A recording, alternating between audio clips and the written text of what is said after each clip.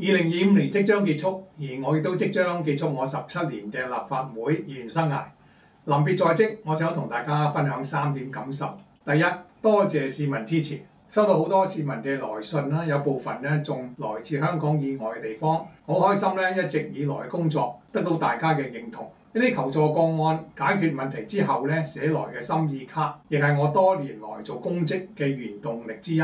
唔少來信咧都話感謝我服務香港，其實我都要多謝大家咧係支持，先至令到我更有信心同埋決心為大家咧建設更美好嘅香港。第二，離別並非結束，立法會任期喺2025年結束，但我會繼續喺唔同嘅崗位服務市民。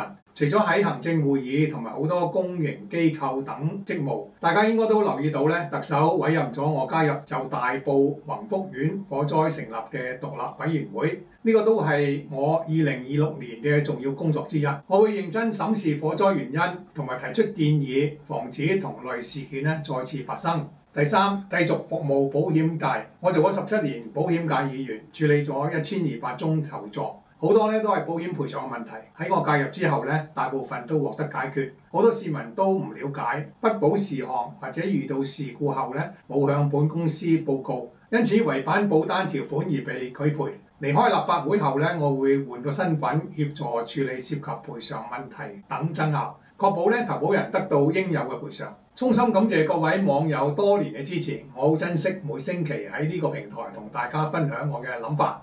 將來我會咧從不同嘅角度咧為大家提供資訊同埋討論咧政府施政，令到大家掌握最新嘅發展同埋社會步伐。希望咧繼續獲得大家嘅支持。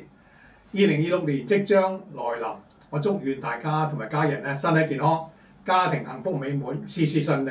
請大家留言分享同埋廣傳，多謝大家。